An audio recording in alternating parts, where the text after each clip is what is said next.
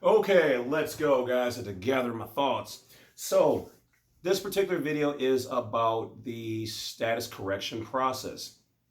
If this is your first time here, I highly suggest either checking out blacksite32.com. Once again, that's blacksite, S-I-T-E, 32.com. That's where you can find all the information, consultations, and other things available for free and for pay and for discounts on various services and whatever else.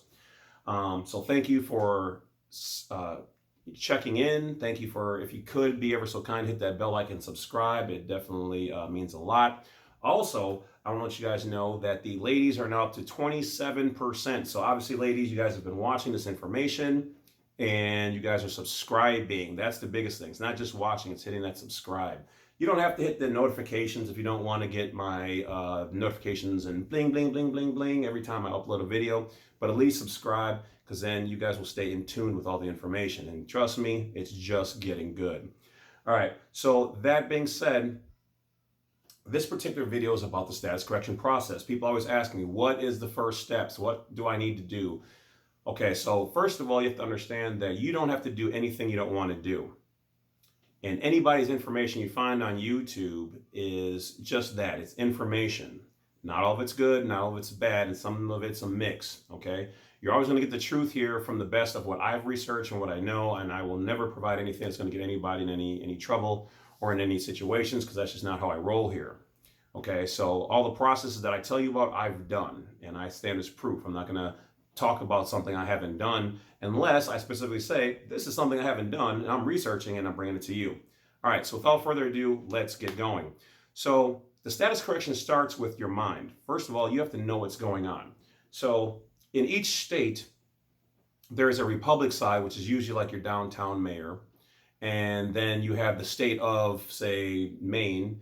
And then you've got the federal level, the top level, okay? Which is called top. It's not really the top, okay? Well, I guess it is, depending on your perspective. Anyway, so when you were born in your state, you were born as a national to that particular state. All right, so for instance, if you're born in Wisconsin, you're known as a Wisconsinite. Florida is a Floridian, New York is a New Yorker, Maine is whatever they call them in Maine, but California is a Californian. That is your birthright. That means you are loyal to that particular state. That's what makes you a state citizen, okay? Now, the next term is known as a national of the United States or a non-citizen national or non-citizen of the United States. Those are all the same terms, and they also can refer to the term state citizen. They're almost used synonymously or meaning the same, but there is a slight difference. State citizen, you can specifically say I'm loyal to just this state, but it can also mean to all the states. The Department of State more so refers to us as either nationals of the United States or non-citizen U.S. nationals sometimes, or just non-citizen nationals, or even nationals, okay? But just like in Brazil, they don't call Brazil nuts, they just call them nuts, okay? So when doing your status correction, you need to know who and what you are. So you're a state citizen, which is the same basically as a national of the United States. And then you later acquired your 14th Amendment U.S. citizen by means of the birth certificate and improperly having our parents dictate on these applications that we were U.S. citizens, okay? So there's a difference between a U.S. citizen and a citizen of the United States, which is also what you are. So see how the words are different? Their exact terminology, their copywritten material is U.S., then the word citizen. Whereas we also could be construed as, in our private non-national status, as a citizen of the United States. Now, anytime you see the words the United States, you have to understand that there's three different definitions that go behind it. One is the body politic, meaning Congress. Two is the corporation, the foreign corporation known as the United States. It operates out of Washington, D.C., which is not underneath the Union nor the Constitution, though we granted them powers through the 14th Amendment. The third definition of the term the United States means the geographical landmass of all the 50 states together organically as the United States of America. So depending on what you're doing, you might see that terminology and you have to decide or ask them, which definition are you operating when I use this form? Because they can mean something different. One word can mean three different things, and that can mean the whole difference between a good experience or a bad experience. All right, so now that you know basically what's going on and you know who and what you are, what is one of the first things you should do? Okay, now you don't have to take my advice for it. You can do these a little bit out of order, whatever else, because if you have done this, then do this. The fact of the matter is just getting it all done if, in fact, you want to do this to display your proper status with the various systems. Always remember, this is all EDU and entertainment from your favorite non-belligerent non-combatant treaty with the United States. So one of the first things people will say is that you should do your affidavit process. Now, your affidavit process, you can make your own. You can get one from online. You can get one from my website. Mine does come in an editable Word document format. So you just put your name on there, add or subtract information that you see fit, get it notarized. And then once you have your affidavit, you're going to send it out to all the heads of state. Okay? Which mine will have all the places that you should send it out on the top of it. But you want to hit all the major places so that they can either update your information or they can be advised. Either way, it's you making your declaration. You're not waiting for them to get back to you. You don't need their permission because you've always had this private side. They are the creation. We are the creators. We created the Constitution, and through Congress, gave them the ability to do what they're doing. So in that, we have a certain level of power, and we don't need their permissions for living in the private. Okay, we've been mixing them, and that's why we've been getting railroaded. So all we're doing is we're taking a pullback, separating those two things, and then we're able to operate as we see fit in either one of those worlds when we do it correctly and with honor and as non-belligerents, non-combatants. Okay, there's times to be belligerent, there's time to be a combatant, and most of the times it's not such. Okay, so that's your affidavit process. One of the next things you want to do is go to My E-Verify. You set up an account there, and I made a video on that, so I'm not going to run through everything here. This is just for the steps, things to do. So once you go to My E-Verify, you're going to go there, set up your account, and then you're going to need either your passport or your driver's license. And each time you get one of those, you're going to want to go back there and re-update your information.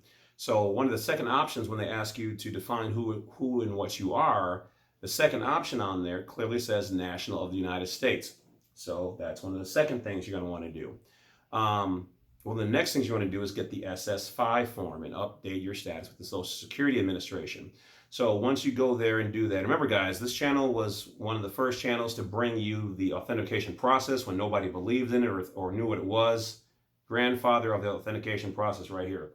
Okay, also the SS5, nobody was rocking that. So we're bringing that to you right now. So do the SS5. Well, in another video, we brought it to you, but we're recapping here.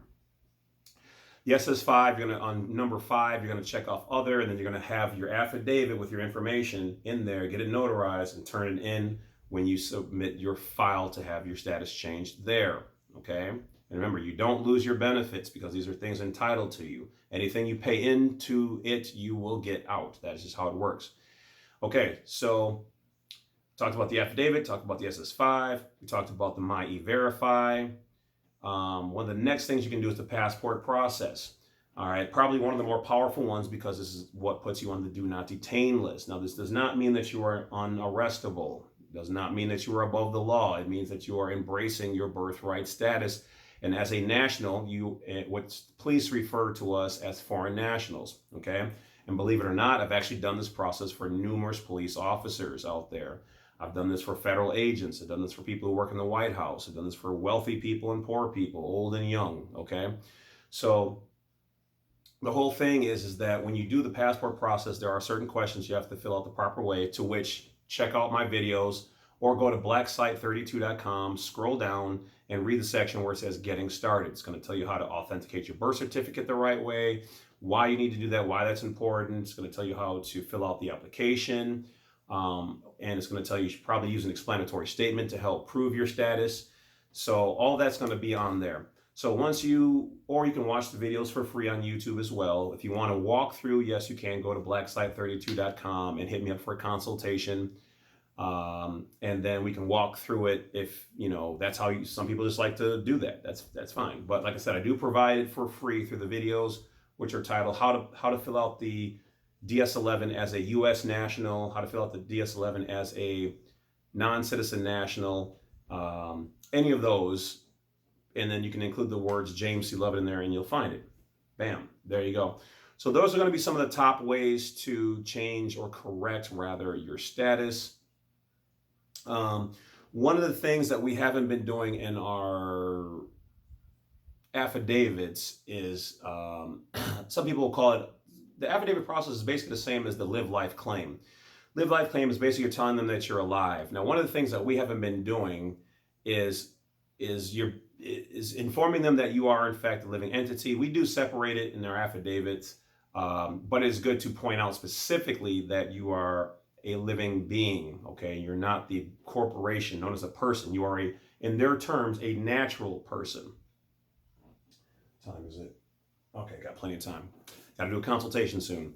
And one of the things that we came across was in the Cestacay Act of 1666. One of the things that we've been missing, the key parts that we want to put in our affidavits or in a live life claim or whatever else, is that, because that's what all this is based off of, the Admiralty and maritime jurisdictions. We want to put in there, drum roll, that we are in fact returning from being lost at sea. Why is that important? Because the entire 1666 Act basically is based off of the premise that bodies were lost at sea and they weren't returned. And so these all caps name in your nom de guerre, your war name, also known as your straw man, is in fact a dead entity. That's why in your tombstones, your name is in all capitalized letters. They issue you a business trust in your dead name. And so we have not been informing them that we are in fact alive, we are not lost at sea, and we are returning to the land, and we are here to claim our estate, our assets, and all things associated. That is the information that we need to have in our affidavits. And when I get a chance to update mine, I will be putting it in there. And so as we go, people, and we discover new and better information, we will always update the files and the information.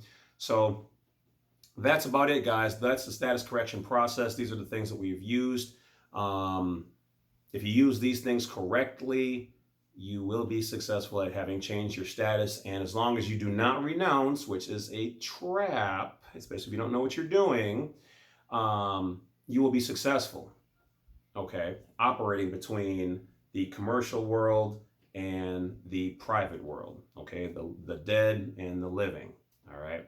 So that's it, guys. That's it for the video. I hope you guys appreciate it. I got to check some emails and get into some consultations, and I'll be back making videos. So that's it. Stay wise, stay woke, stay warm, stay wealthy, healthy, and take care of yourselves and each other. That's it. Wolf's out. Woo! Let's go.